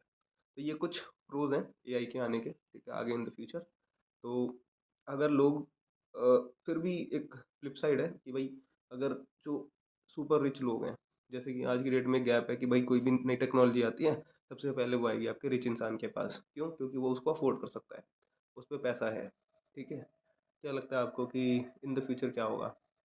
मुझे नहीं लगता कि ये हाँ, हो सकता है कि शुरू में कुछ सालों में, जैसे अगले 10-20 सालों तक ये दिक्कत रहे कि भाई जो सुपर रिच है उसी को वो चीज़ें मिले, लेकिन एक टाइम आएगा, ठीक है, अगर आ जाता है तो, जिसमें कि हर इंसान के पास इक्वल लेवल ऑफ अपॉर्चुनिटीज़ रहेंगी, जो पावर है वो डिसेंट्रलाइज हो जाएगी, ठीक है। इधर ब्लॉकचेन के थ्रू या कुछ भी हो सकता है, जिससे कि हर इंसान इक्वल होगा बिफोर द लॉ। और लॉ भी मेरे हिसाब से एआई ही होगा, ठीक है, क्योंकि मुझे नहीं लगता कि एआई से ज़्यादा एथिकल, मोरल और राइटियस कोई जस्टिस का ऑल्टरनेट है करंट वर्ल्ड में या फिर आगे। क्यों? क्योंकि उसको जैसा, जिस क्राइम के लिए आपने उसको आपने हार्ड कोड कर दिया या फिर आपने उसको समझा दिया है कि भाई इसका ये होना चाहिए, वो वैसा ही करेगा। आप कहोगे कि भाई इंसान जो है बड़ा कॉम्प्लेक्स है, किसी ने अगर अपने एक्सप्रेशंस को मास्टर कर रखा है, जैसे मेरी सोसाइटी कुछ वकील हैं वो मेरे से इस तरह की बात करते हैं, तो कि भाई जो जज है, ठीक है, वो कैसे जज करे कि इंसान जो है सच बोल रहा है झूठ बोल रहा है। तो भाई आप पढ़ो, सीएनएन जो होते हैं इसमें कॉन्वोल्यूशनल न्यूरल नेटवर्क्स, वो एक इंसान की जैसे मैं हूँ सामने, ठीक है, इसको डिफरेंट नंबर ऑफ पिक्सल्स में डिवाइड करेगा, इसमें माइक्रो एक्सप्रेशन जो हैं, ठीक है, उसका एक नंबर बनाएगा और समझेगा वो पैटर्न जो है वो, अगर हम उसको डेटा देंगे तो वो उस पैटर्न को समझेगा और लर्न करेगा कि भाई इंसान जब झूठ बोलता है तो फिर वो कैसा होता है, वो नंबर क्या बनता है मैट्रिक्स के फॉर्म में, ठीक है। या फिर अगर इंसान सच बोलता है तो उसका जो बिहेवियर है, जो उसका फेशियल एक्सप्रेशन है, वो कैसे होंगे।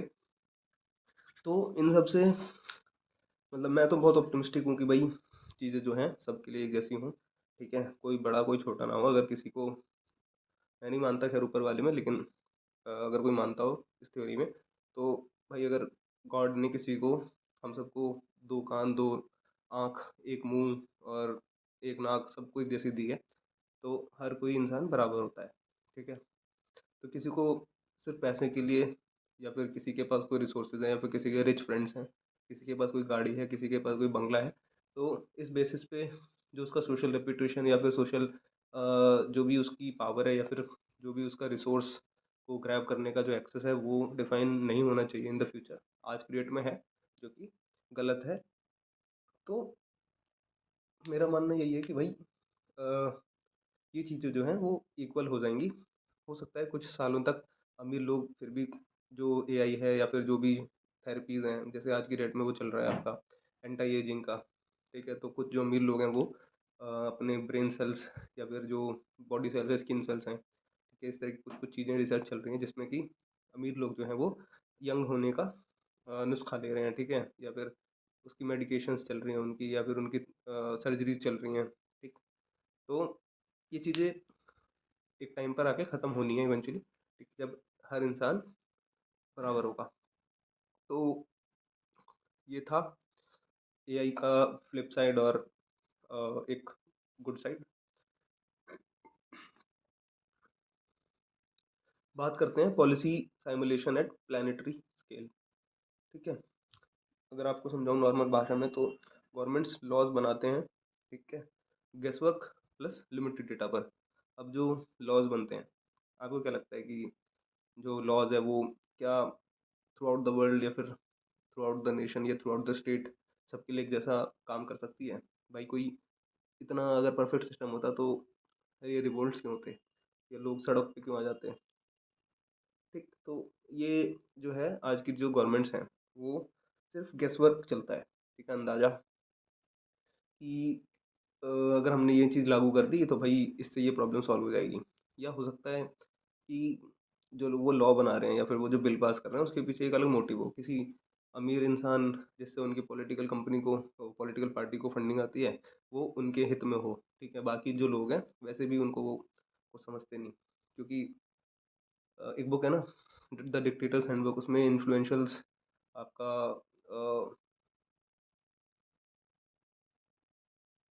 उसमें दो तीन चीज़ें होती हैं, ठीक है, तो जो सबसे नीचे वाले होते हैं आई थिंक वो इन्फ्लुएंशियल्स ही होते हैं। ठीक, तो मतलब ये है कि नॉर्मल लोग और जो दूसरी कैटेगरी ऑफ लोग आती है जो मतलब जिनको पीपल इलेक्ट करते हैं, ठीक है, जैसे आपके ये member of parliament, member of legislative assemblies हो गई, ठीक है, और फिर होता है एक लास्ट वाला जो इनके लिए सबसे ज़्यादा मैटर करता है, जो डिक्टेटर्स होते हैं, जो पॉलिटिशियंस होते हैं, वो ये है कि भाई उनके थ्रू ही इनका जो है राज चलता है। ठीक है, तो ये उनको सबसे ज़्यादा खिलाते पिलाते मस्त मौज दिलवाते रहते हैं। ठीक है, तो इससे क्या होता है, ये सिस्टम करप्शन की तरफ जाता है। ठीक, अभी इसको ऐसा समझो कि भाई अगर मेरे को एक एरिया पे राज करना है तो उसमें पावर चाहिए। ठीक है, अब बहुत कम ऐसा होता है कि कोई एथिकल राजा है या फिर एथिकल लीडर है। ठीक है, बाकी पावर की अगर आप रियल में जाओगे तो आपको समझ में आएगा कि बहुत चीज़ें डिफरेंट होती हैं। ठीक है, जो कंट्रोल जिसका होता है एरिया पे उसकी इज्जत ज़्यादा होती है और उसकी नीड एक पॉलिटिशियन को सबसे ज़्यादा होती है। तो भाई उसने मान लो कोई गैंगस्टर है या फिर कोई गुंडा है, ठीक है, उसको हायर किया है या उसको अपना भाई बना रखा है, तो वो उसको खिलाएगा। ठीक है, और वो जो है गुंडा, वो सबको अपने कंट्रोल में रखेगा। ठीक है, जिससे कि जो पॉलिटिशियन है उसको कभी दिक्कत नहीं आएगी, उसके खिलाफ लोग नहीं खड़े होंगे या उसको जैसा चाहेगा वो उसको वो मिलेगा वोट। तो ये सब चीज़ें जो हैं आजकल होती हैं। तो वो ये कि जो टॉप लीडर होता है वो सिर्फ जो उसके पावर को रिटेन रखने के लिए हेल्प करते हैं बंदे, ठीक है, उनको मतलब बेनिफिट देता है। ठीक है, ये चलता है, ये बायस जो होता है ये किसी भी गवर्नमेंट में होता है।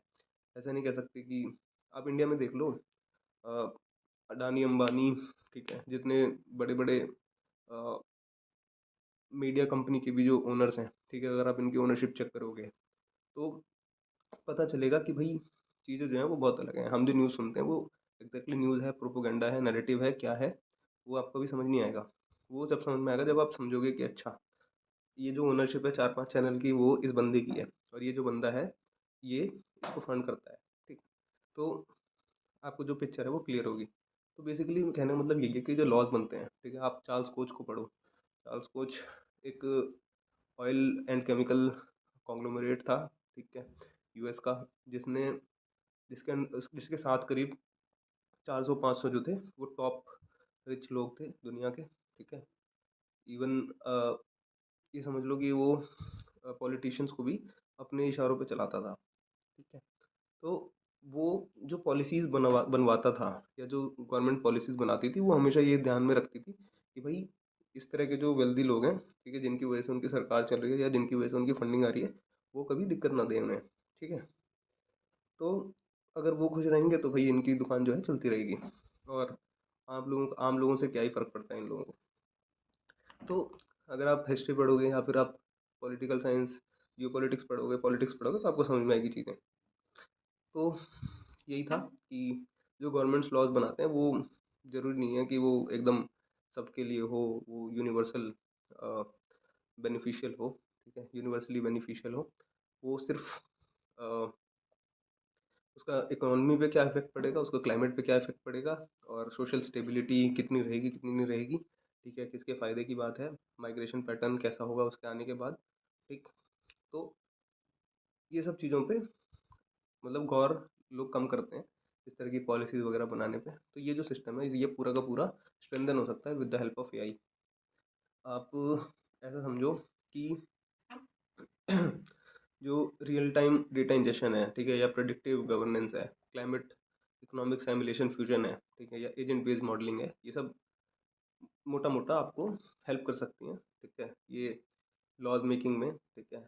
और मेरे हिसाब से तो मैंने खैर बहुत सारी बुक्स पढ़ी हैं इन सब चीज़ों पे, तो मेरे को समझ में आता है कि कई देश अभी भी ऐसे हैं, जैसे आई थिंक सिंगापुर है, जिसमें कि रेफरेंडम्स होते हैं या फिर सर्वेज होते हैं, जो जो मतलब डिसाइड करते हैं कि ये जो बिल है या जो लॉ है वो आएगा या नहीं आएगा। अगर उसकी मेजोरिटी कम होती है तो वो नहीं आता है, ठीक है। लेकिन अब इतना पार्शल सॉरी इतना जो क्लीन सिस्टम वो हर समय हर जगह हर कंट्री में नहीं होता है, ठीक। तो आम लोगों की जो पावर होती है वो सिर्फ वोट देने तक होती है, बाकी जो है वो ऊपर के बंदे हायर अथॉरिटी जो हायर पावर वाले हैं वो डिसाइड करते हैं। तो जो पॉलिसी है, ठीक है, वो जो चीज़ है वो एआई जो है उसको अच्छे से ला सकता है, ठीक है। उसमें बहुत सारी कैपेबिलिटीज़ रहेंगी कि भाई अगर उसने पहले उस चीज़ को सिमुलेट कर लिया, अगर आपने ये पॉलिसी लाई तो सिमुलेशन में डाल दिया, जैसे ये आया तो अलग अलग जो डिफरेंट काइंड ऑफ पीपल है या फिर डिफरेंट एरियाज ऑफ पीपल हैं उन पे उसका क्या इम्पैक्ट पड़ रहा है हर एक के ऊपर parallelly at the same time. ये नहीं कि आप पहले ला रहे हो उसके बाद लोग खड़े हो रहे हैं रोड पे तो आपको समझ में आ रहा है कि अच्छा ये चीज़ तो गलत थी। जैसे फिलहाल अभी इंडिया में वो डॉग्स वाला हुआ, स्ट्रे डॉग्स वाला, कि भाई सुप्रीम कोर्ट ने दे दिया कि डिसीजन की जो स्ट्रे डॉग्स हैं उनको पकड़ के एक जगह पर इकट्ठा कर दो, ठीक है, जिससे कि ये लोगों को परेशान ना करे। लेकिन थोड़े दिन बाद लोग खड़े हो गए रोड पे, जो डॉग लवर्स होते हैं, कि भाई ये तो बड़ी दिक्कत है, आप तो क्रूअल हो, आप एकदम इंसानियत नहीं है आपके अंदर, ये वो। तो फिर क्या हुआ, सुप्रीम कोर्ट को डिसीजन वापस लेना पड़ गया।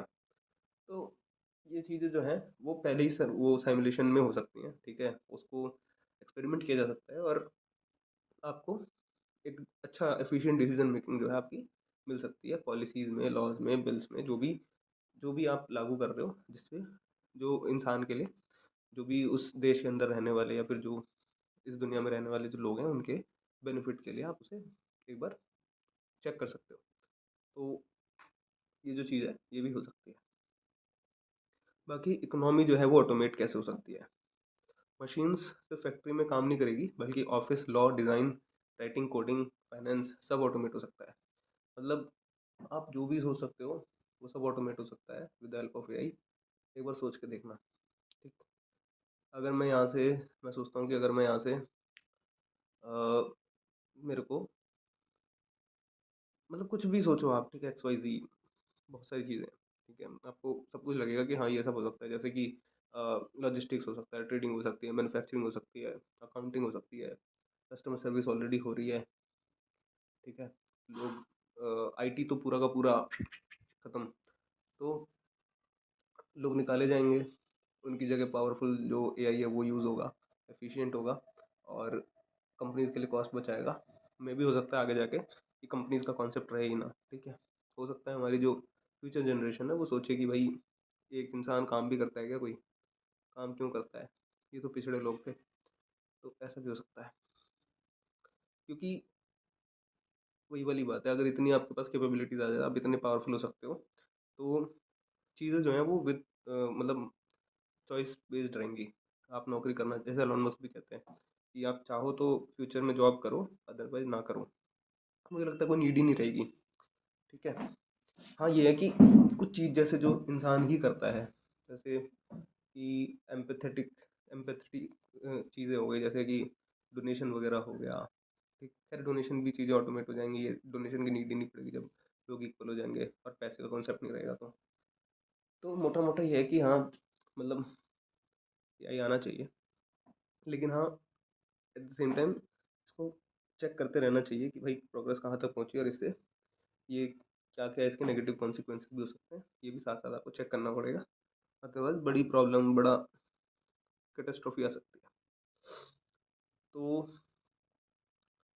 प्रोडक्टिविटी जो है वो एक्सप्लोड होगी, ह्यूमन लेबर डिमांड जो है शिफ्ट होगी, सब मशीन्स पे चला जाएगा, एनर्जी बेस्ड जो है इकोसिस्टम होगा, एनर्जी एज इन कि अभी अगर आप बात करते हो कि भाई मेरे को जीपीयू एक्सेस चाहिए तो मेरे को उसके लिए पैसा देना पड़ेगा, तो पैसा क्या है? पैसा भी एक एनर्जी है। जीपीयू एक्सेस करने के लिए इलेक्ट्रिसिटी एक एनर्जी है। एनर्जी का पैसा है, ठीक है? या फिर एनर्जी के लिए जो है दुनिया मेहनत कर रही है, मोटा मोटा। अभी एनर्जी का क्या सीन है कि क्वांटम मैकेनिक्स तो यही कहती है कि भाई हर चीज़ मतलब फंडामेंटली एनर्जी है, ठीक है? वेव जो है वो पार्टिकल भी हो सकता है, और सॉरी, जो एटम है वो पार्टिकल, वो इलेक्ट्रॉन जो है वो पार्टिकल भी होता है, और वो at the same time wave nature भी शो करता है। तो इसको बोलते हैं वेव पार्टिकल डुअलिटी, ठीक है? और अगर आप थोड़ा और डेप्थ में जाओगे तो आपको समझ में आएगा कि फंडामेंटली सब कुछ एनर्जी है, ठीक है? और ये जो एनर्जी है, यही पूरा कॉस्मोस को जो है डिज़ाइन करती है, ठीक है? डिफरेंट फॉर्म्स, कोई चीज़ अगर किसी अलग अलग सिचुएशंस के हिसाब से अलग अलग मैटर डिज़ाइन हुआ, ठीक है? आफ्टर द बिग बैंग, और उसी की वजह से अलग अलग आज जो हम मैटर देख पाते हैं, या फिर जो हम स्पेस देख पाते हैं, स्पेस है या फिर डार्क एनर्जी है, ठीक है? या डार्क मैटर है, वो क्या है, ठीक है? वो तो अभी हमें उतना नहीं पता, ठीक है? बट हाँ, मोटा मोटा ये है कि हर चीज़ जो बनी है वो एनर्जी से बनी है, एनर्जी के कॉम्बिनेशन से बनी है, ठीक है? डिफरेंट, जैसे कभी कूल डाउन हो गई कोई चीज़, बिग बैंग जब थी वो एकदम काफ़ी हॉट थी, जब वो थोड़ी दूर गई, ठीक है? या फिर जब वो, एक तरह से ऐसा समझो कि अगर यहाँ से कोई चीज़ चालू हुई तो थोड़ा आगे जाएगी, तो उसका टेम्परेचर जो है वो हाई से लो होगा। अब जब लो होगा तो फिर वो अलग अलग रिएक्शंस होंगे उसमें, केमिकल रिएक्शंस या जो भी रिएक्शंस हो कह सकते हो आप उसे, उसकी वजह से अलग अलग टाइप ऑफ मैटर फॉर्म हुआ, ठीक है? जो अलग अलग एलिमेंट्स हम पढ़ते हैं, ठीक है? आपका hydrogen, helium, lithium, beryllium, boron, ये सब सब सब अलग अलग जो पूरी पीरियोडिक टेबल है वो सब उसी रिएक्शन से या फिर उसी का कॉन्सिक्वेंस है, ठीक है? टेम्परेचर का हाई टू लो, ऐसा मतलब माना जाता है अभी। तो अ, जो एनर्जी है, ठीक है, वही फंडामेंटल है, ठीक है, वही सच है। और अ, अगर हम एनर्जी को इनफाइनाइटली हार्नेस कर सकते हैं, जैसे कि सोलर एनर्जी का एक कॉन्सेप्ट है। सोलर एनर्जी अभी हम उतना आउटपुट उससे ले नहीं पाते, ठीक है? उसका जो आउटपुट है वो करीब 10-15-20% से ज़्यादा नहीं है, जितनी मतलब सोलर पैनल्स पे गिरती है धूप, उसका सिर्फ 10-15-20% ही हम हार्नेस कर पाते हैं। जो बेटर ऑप्शन है वो है न्यूक्लियर फ्यूजन। फ्यूजन क्यों? क्योंकि फ्यूजन जो है, फ्यूजन में कोई वेस्ट नहीं होता, ठीक है? कोई रेसिड्यू नहीं बचता, और पूरी जो एनर्जी है, ठीक है, जो न्यूक्लियर एनर्जी है वो हार्नेस हो जाती है उससे, ठीक है? पूरी हम एक्सट्रैक्ट कर पाते हैं। तो फ्यूजन एक अच्छा अल्टरनेटिव है इन द फ्यूचर। अभी भी होता है, अभी भी कई देशों में न्यूक्लियर इलेक्ट्रिसिटी हम लेते हैं, यूज़ करते हैं, बट उतना मैसिव नहीं है। और बहुत सारे एक्सपेरिमेंटेशन चल रहे हैं, कभी चाइना कभी इंडिया, सब मतलब अपना अपना इन्होंने वो बना रखे हैं फ्यूजन के मॉडल्स, जिस पे ये लोग ट्राई करते रहते हैं कुछ कुछ, ठीक है? एक पर्टिकुलर टेम्परेचर मेंटेन रखते हैं, कल को जाके इससे हम इलेक्ट्रिसिटी जनरेटर बना सकते हैं। तो एनर्जी ही है जो सब चीज़ें डिफाइन करती हैं पूरे थ्रू आउट द यूनिवर्स। और जितनी ज़्यादा एनर्जी हम ले पाएँ, चाहे फ्यूजन से या फिर सोलर एनर्जी, जो भी मतलब क्लीन फॉर्म ऑफ एनर्जी है, ठीक है? पानी की हम ऑलरेडी एनर्जी यूज़ करते ही हैं, और फॉसिल फ्यूल्स की हम करते ही हैं, लेकिन बेटर ऑप्शन वही है न्यूक्लियर। लेकिन न्यूक्लियर के अपने भी कॉन्सिक्वेंसेज हैं, अगर का कुछ उसमें प्रॉब्लम आती है तो न्यूक्लियर पावर प्लांट जैसे फट जाते हैं, या फिर न्यूक्लियर चैम्बर जो है वो पूरे डिस्ट्रॉय हो जाते हैं, तो पूरा एरिया जो है, जैसे भोपाल गैस ट्रेजिडी ट्रेजिडी में हुआ, या फिर कौन सी वो फिल्म है, हाँ मतलब आप मोटा मोटा समझो कि जैसे ओपनहाइमर ने वो डिज़ाइन किया था न्यूक्लियर बॉम्ब, ठीक है?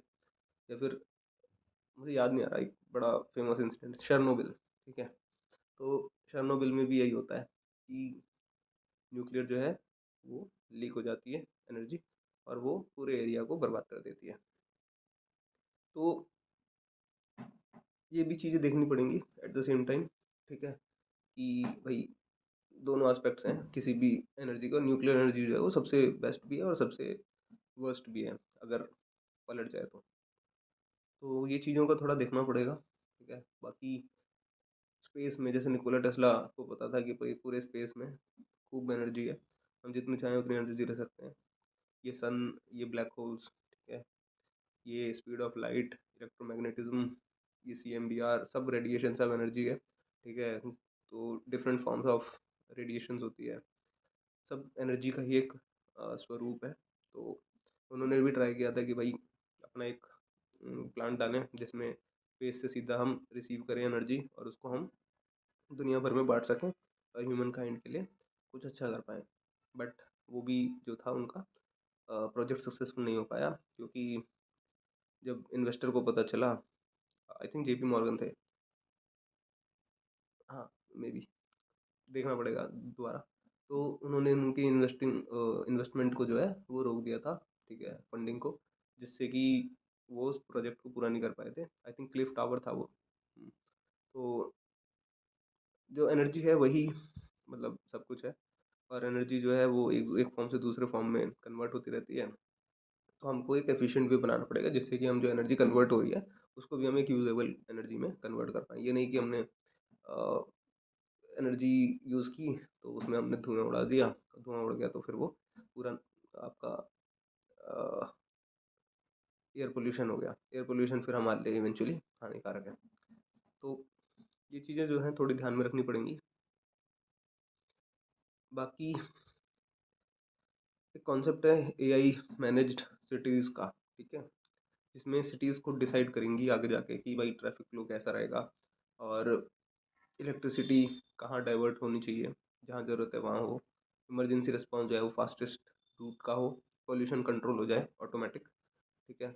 इसमें क्या होगा, क्या लगेगा, इसमें स्मार्ट सिटीज़ जो है वो इंटीग्रेट होंगी IoT सेंसर से, इंटरनेट ऑफ थिंग्स, ठीक है, AGI सिस्टम से, जो कि खुद ब खुद चीज़ों को प्रोसेस कर पाएँ, ठीक है, जिनको कोई क्लाउड, कोई सर्वर, कोई डेटा सेंटर की ज़रूरत ना हो, खुद में ही वो एफिशिएंट हों इस काम को करने के लिए। बाकी प्रिडिक्टिव पॉलिसिंग होनी चाहिए, ठीक, और डायनामिक इंफ्रास्ट्रक्चर कंट्रोल होना चाहिए।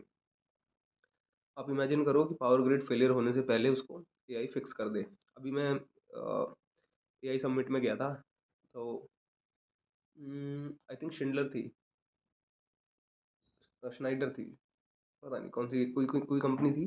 डेटा सेंटर्स के उन्होंने रिग्स वगैरह लगा रखे थे और काफ़ी सारे ब्लॉक्स रखे हुए थे। तो मैंने उनसे पूछा कि ये तो मतलब डेटा सेंटर है, तो इसमें आपने क्या AI यूज़ किया है? तो उन्होंने बताया था कि भाई हम जो है डाउन टाइम जो है उसको इंक्रीज़ कर रहे हैं with the help of AI, ठीक है, with the help of predicting the anomaly before it happens and before you know it leads to major catastrophe. तो मतलब मैं समझ पाया कि हाँ ठीक है, AI की फील्ड में डाउन टाइम जो है, जैसे मान लो मैं लैपटॉप यूज़ कर रहा हूँ, ठीक है, अब मेरे फ़ोन में, सॉरी, मेरे जो लैपटॉप है उसकी बैटरी ख़त्म हो रही है, तो मेरे को उसको चार्जर लगाना है, ये तो बहुत अंडरस्टूड है, लेकिन जनरली लैपटॉप में तो बैटरी होती है।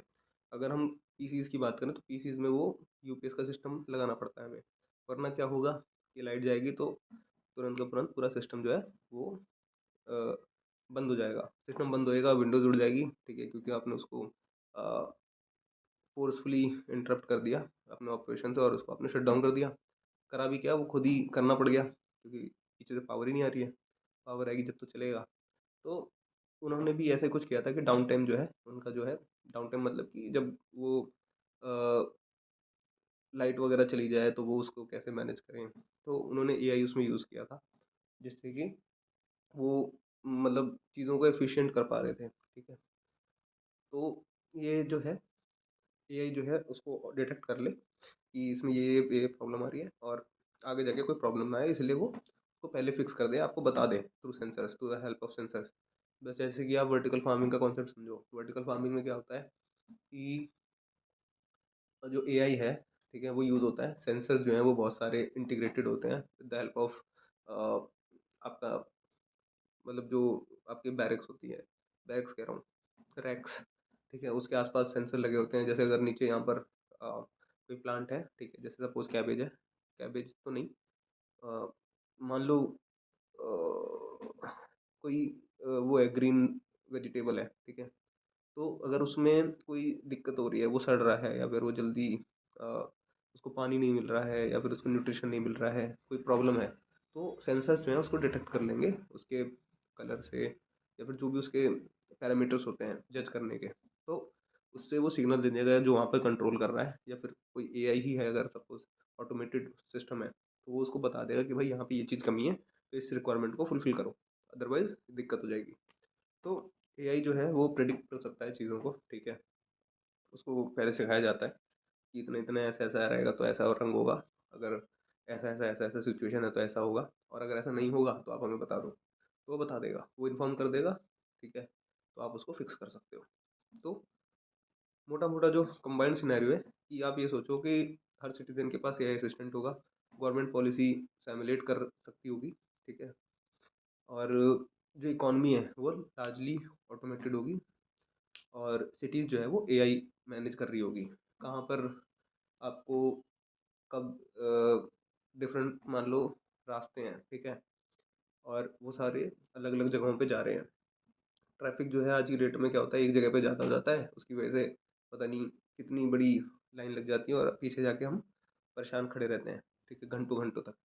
तो जो एआई होगा वो आपको मैनेज कर सकता होगा, ठीक है? कि भई ये जो रास्ता है, ये जो है इस समय शट कर देना है ताकि ज़्यादा लोग ना आएँ, ठीक है? दूसरी तरफ से चले जाएँ, और बहुत सारे मतलब इस तरह की इंफ्रा बन सकता है, ठीक है? बहुत सारी चीज़ें रेगुलेट हो सकती हैं एआई के थ्रू, और एआई से बढ़िया कोई कर भी नहीं सकता है, क्योंकि वो ऑलरेडी प्रेडिक्ट कर लेगा, या फिर आप ये कह लो कि उसको अभी जो सिचुएशन है उसको पैरेलली एक साथ देख सकता होगा। एक इंसान सिर्फ एक रोड देख सकता है, ठीक है? या बहुत सारे कैमरेज लगा के देख सकता है, फिर भी उतना अच्छे से नहीं कर सकता जो एक एआई कर सकता है। तो कुछ क्वेश्चंस आते हैं कि जैसे डिसीजन अथॉरिटी ह्यूमन के पास रहेगा? हाँ, बिल्कुल रहेगा, शुरू में रहेगा। हो सकता है आगे जाके वो सारा ऑटोमेट हो जाए और ह्यूमन्स में भी यूनिवर्स को एक्सप्लोर करें, अलग-अलग प्लैनेट्स पे जाएँ, अलग-अलग जगह। तो ये इन फ्यूचर पॉसिबल भी है। एआई जो गवर्नेंस है वो ट्रांसपेरेंट होगी। क्या एआई भी इंसानों की तरह बायस्ड हो जाएगा आगे जाके? बिल्कुल हो सकता है। अगर खैर वो तो समय बताएगा, बट हाँ, शुरू में कंट्रोल करने के लिए जैसे हम एआई को सिखाते हैं कि भाई you have to become a helpful assistant to the user, ठीक है? इस तरह के हम प्रॉम्प्ट्स देते हैं जब एआई को बना रहे होते हैं। तो इस तरह से हम एआई को बता सकते हैं कि भाई तुझे करना क्या है, तेरा बेसिकली काम क्या है, और शुरू में कंट्रोल अपने पास रखें। लेकिन इसमें भी ये है कि भाई जिस पे कंट्रोल रहेगा वो उसका कैसे मिसयूज़ भी कर सकता है, और अगर करेगा तो बहुत बड़ी इम्प्लीकेशंस हो सकती हैं उससे, बहुत नेगेटिव कॉन्सिक्वेंसेस हो सकते हैं। बट हाँ, एआई तो आएगा और कोई रोक भी नहीं सकता फिलहाल, ठीक। आगे जाके चीज़ें विद टाइम चेंज होंगी और बेटर होंगी, ठीक है। जैसे सिर्फ एआई आया तो सॉरी, जैसे सिर्फ इलेक्ट्रिसिटी आई, ठीक है, तो पूरा रेवोल्यूशन आ गया। मतलब आज की डेट में आप life of a human without electricity आप इमेजिन नहीं कर सकते। लेकिन अभी एआई का इतना कुछ वो नहीं है, खास impact in the lives of normal people, ठीक है, थ्रू आउट द वर्ल्ड। तो आपको अभी समझ नहीं आ रहा, लेकिन आपको भी ऐसा लगेगा थोड़े दिन बाद, 50 साल 100 साल बाद, कि भाई अगर एआई नहीं होगा तो ये दुनिया दुनिया नहीं रहेगी, समझ रहे हो? एक वैसा आ जाएगा जो गैप, इलेक्ट्रिसिटी से पहले जो एक आपके वो लोग होते थे जो वेपन्स भी मतलब वैसे वाले होते थे उनके, मैकेनिकल प्रॉपर, ठीक है। और अर्ली मैन टाइप का जो था सिनेरियो रहा था, ठीक है। इलेक्ट्रिसिटी आने के बाद सारी चीज़ें चेंज हो गई, इंडस्ट्रीज कंपनी सब सब इंटरनेट पे हो गया। तो ये बहुत बड़ा रेवोल्यूशन था, ऐसी एआई एक बहुत बड़ा रेवोल्यूशन है जो कि आगे का जो ह्यूमन का फेट है वो डिसाइड करेगा। इकोनॉमिक पावर किसके पास कॉन्सेंट्रेट होगी? तो अ, शुरू में इंसानों के पास ही रहेगी, और इकोनॉमिस्ट के पास ही रहेगी, और पावरफुल लोगों के पास रहेगी। बाद में जाके सब कुछ डिसेंट्रलाइज हो जाएगा। फ्यूचर में पैसा जो है सबसे बड़ा रिसोर्स नहीं होगा, डिसीजन मेकिंग इंटेलिजेंस सबसे बड़ा रिसोर्स होगा।